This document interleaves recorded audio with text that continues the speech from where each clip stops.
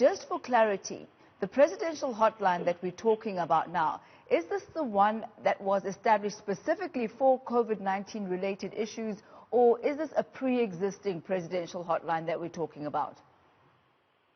Good evening. Thanks for having us, and good evening to the listeners. The presidential hotline that I'm talking about is a hotline that has been in existence for some time. So it is not a new hotline in the presidency. It has always been there. It has always been existing. Then we separate that. You also have the coronavirus hotline, which was launched during the pandemic. So we were not necessarily today launching the presidential hotline. What we were doing was to monitor effectiveness of the presidential hotline, because one, the presidential hotline, it falls under the Department of Planning, Monitoring and Evaluation, which is what me, as Deputy Minister Thembi Siweya, and Minister Jackson Tembu are given the responsibility to monitor. So we were monitoring just like we would go and monitor other facilities in relation to service delivery. Our role is to monitor service delivery and check progress and find lasting solutions and assist our people so that they get better services.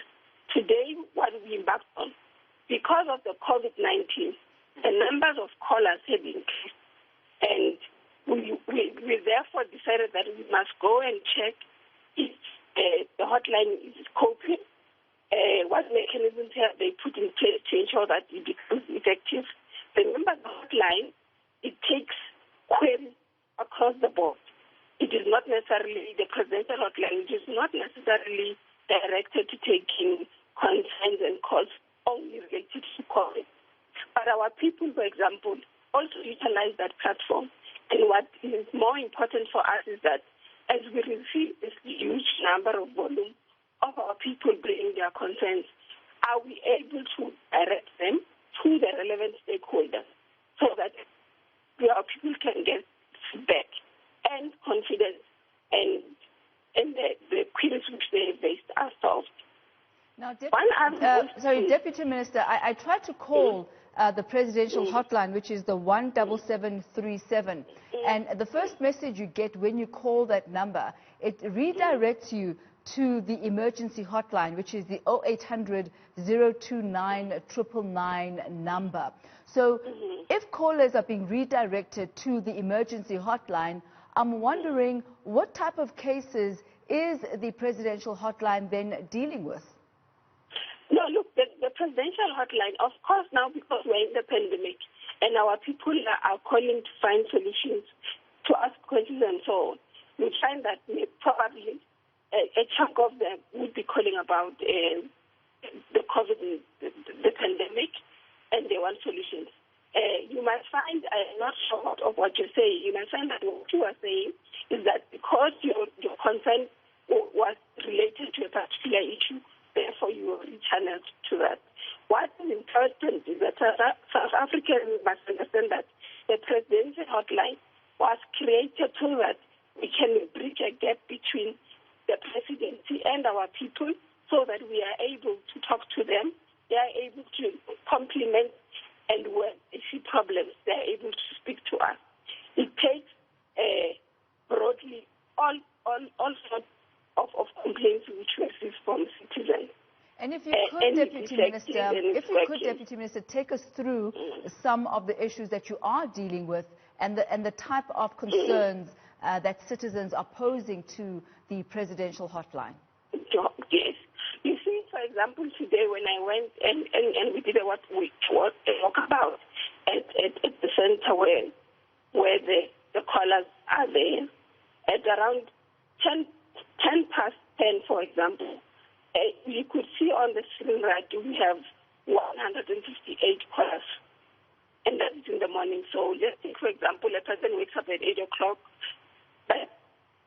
At 10, our people had already contacted us around 154.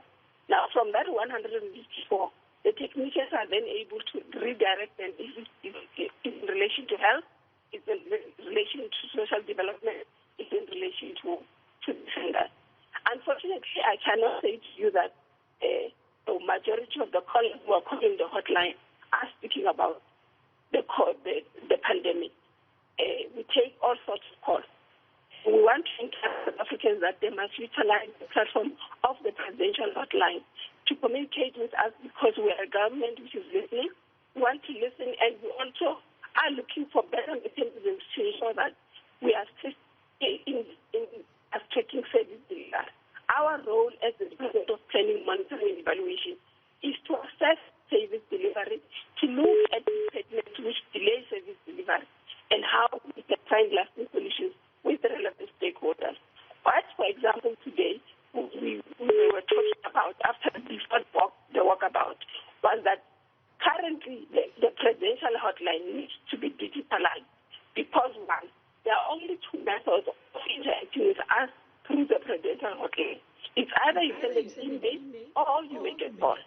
Now, in moving with trends of the world and ensuring that we widen the platform of our people interacting with us, when we're going to so our Africans will be able to go to download and delivery presidential app, and at the comfort of your home, if you feel that you don't want to make a call or you don't want to send an email, you launch a complaint through an app. We're also going in this current financial year to give South Africans, in line with the presidential hotline, a USSD number which you can be able to dial and raise your concern through it. We are also going to give South Africans, as part of digitalizing the presidential hotline, a WhatsApp number where you can take a picture and you send consent. Deputy Minister, if I could ask you this, the assumption and perhaps the expectation from the South African citizens is that if they're going to dial the presidential hotline, that they will be able to have some sort of exclusive access to the president, where they're able to maybe tell the president what their concerns are and be assured that the president will get to hear that. Is that indeed the case? And if so, have there been any suggestions that citizens have put forward that have been taken into consideration by the Department of Planning, Monitoring and Evaluation that have then been implemented? Look, for example, when we were at the center today of the presidential hotline, we actually received a letter or a note which was put in the frame by a citizen from KZN who says, "Thank you, presidential hotline. I called you. I wanted to be registered on SASA. I've been having difficulties, and you have assisted me, and they are appreciative." What our people need to understand is that the hotline is meant for us and for our people to be able to bring their concerns in the presidency, and what we do is that we take them back to relevant departments and stakeholders for implementation.